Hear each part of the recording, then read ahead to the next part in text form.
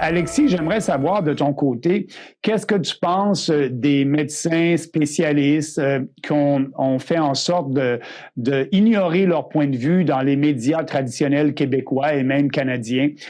Je pense au docteur Lacroix, je pense à d'autres spécialistes statisticiens qui ont critiqué dès le début de la crise la façon dont le gouvernement compilait ses statistiques, comme tu viens de le dire. On fait en sorte que ces gens-là n'ont pas de plateforme, on les entend pas, et lorsqu'ils ont un propos controversé, bien, c'est à l'ère de la pensée unique, on les empêche de s'exprimer et on les ridiculise. Comment tu vois ça? Est-ce que tu as eu des contacts avec des spécialistes, des docteurs ou des statisticiens qui, eux, essaient d'emmener un autre point de vue, mais on n'ose pas leur donner la parole? Bien, il y a une première chose qu'on remarque, c'est-à-dire que les plateformes d'information numérique, Facebook, YouTube, Twitter, vont immédiatement censurer des praticiens, des médecins qui s'expriment en donnant leur opinion d'experts là, dès qu'ils vont à l'encontre des directives de l'OMS. Alors, les plateformes digitales vont appliquer les directives de l'OMS. L'OMS qui a eu tort sur toute la ligne depuis le début de la pandémie. Ils se sont fourvoyés sur tous les dossiers, y compris les masques, y compris la fermeture des frontières, etc. Mais c'est ça, les plateformes numériques appliquent les principes de l'OMS et censurent les médecins qui ont une opinion contraire, c'est-à-dire des gens qui sont sur le terrain, qui traitent des patients, qui disent tel traitement fonctionne. L'épidémie n'est pas si grave que ça, on les censure. Donc, il y a un premier niveau de censure au niveau des plateformes digitales qui empêche les gens d'accéder à l'information.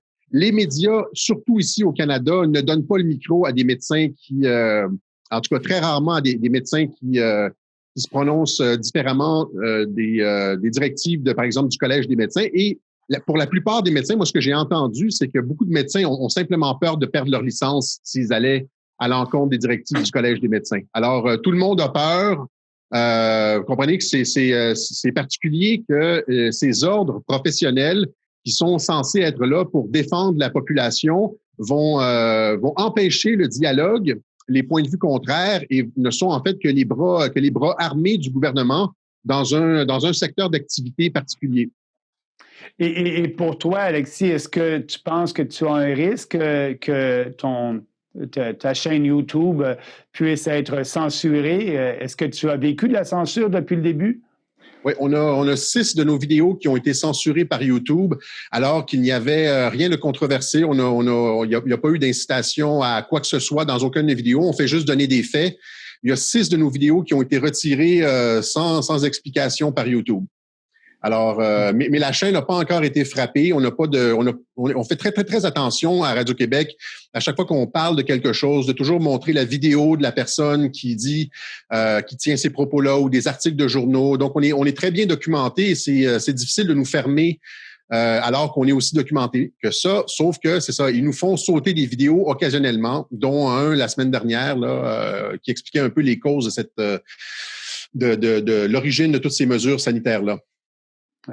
Et donc, suite à ça, bien, le mouvement, je peux dire que tu es un instigateur et puis merci pour cela. Du mouvement tu fais en sorte que la population puisse être mieux informée ou ait un autre point de vue que le point de vue qu'on entend régulièrement dans les médias traditionnels.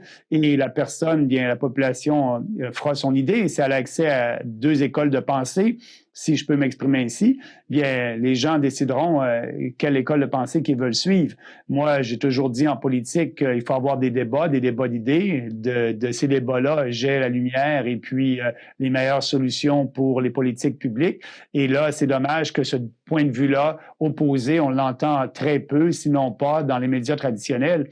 Et là, bien, comment ça a débuté le fait de faire des marches, des manifestations, de sensibiliser la population parce que ça a été quand même un grand succès, la première marche que vous avez faite à Québec et les autres à Montréal et Ottawa. Comment cette idée-là d'aller dans la rue finalement à manifester a débuté? Bien, c'est qu'on sentait évidemment comme une pression qui montait, alors que les incohérences de la version gouvernementale de la santé publique au Québec commençaient à sortir un peu partout. Là, on se demandait où est-ce qu'ils s'en allaient avec cette pandémie, alors que on était content premièrement qu'il y ait eu un déconfinement On pensait que c'était passé. La courbe des décès était rendue à 0. On est à 0. Là, il y a plus d'hospitalisation, il y a plus de décès. C'est comme une flat line, comme on dit en anglais. Et là, alors que tout est terminé, là, on nous impose les mesures les plus liberticides, le masque, etc. Et là, sans jamais nous donner de critères pour la fin du masque ou la fin de ces mesures-là. Hein? Et on nous dit que les représentants politiques au Québec nous ont dit que ça allait être il fallait s'y habituer, que ça allait être là pour très, très longtemps, que c'était une nouvelle norme sociale.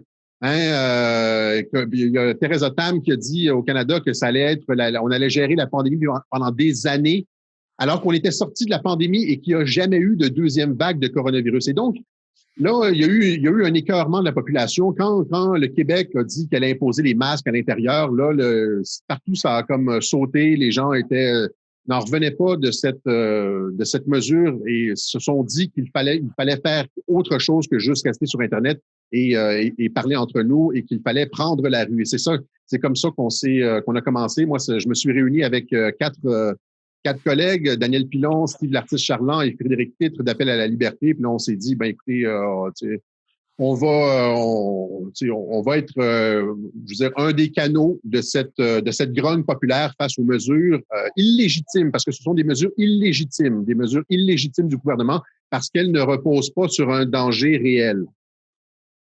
Et je pense qu'effectivement, la population s'est aperçue de l'illogisme des propos de nos leaders politiques.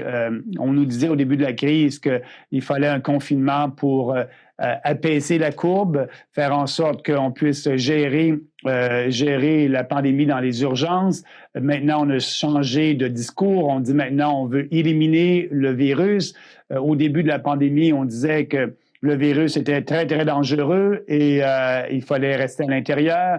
Après ça, on nous a dit qu'il faudrait peut-être avoir une immunité sociale et donc sortir pour effectivement peut-être avoir le virus et à faire en sorte qu'on développe certaines immunités.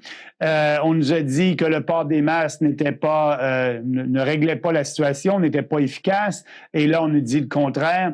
C'est que j'imagine que tout ce propos-là incohérent de nos leaders politiques fait en sorte que la population, maintenant, met un peu plus en doute les propos des leaders politiques.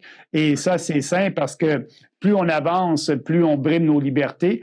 Et moi, j'étais bien content d'être avec toi à Ottawa samedi dernier, de voir les gens qui étaient là. Et c'est des gens ordinaires, j'aime pas utiliser ce mot-là, mais des gens comme toi et moi qui veulent défendre leur liberté, veulent vivre dans un pays plus libre, plus responsable et veulent être traités comme des adultes par les gouvernements.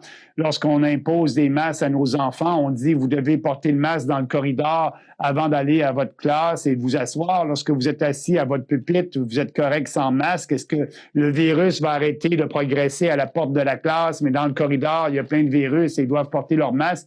Il y a plein d'illogismes là-dedans. Et je pense que grâce à ton travail, la population le réalise.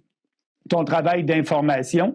Et c'est ça, moi, je suis assez optimiste pour l'avenir parce que les politiciens, normalement, font de la politiciens traditionnels, font de la politique en regardant les sondages et plus les gens sont informés, plus les gens ont un autre point de vue, plus les gens participent aux activités que vous faites, les marches ou les manifestations, bien plus ça risque d'influencer la population en général et la majorité silencieuse, j'espère qu'elle va devenir une majorité non silencieuse et qu'en bout de ligne, les gouvernements qui gèrent par sondage vont finalement peut-être prendre le pouls de la population et écouter les gens au lieu d'imposer des mesures qui briment nos libertés. Et là-dessus, tu as fait un super bon travail.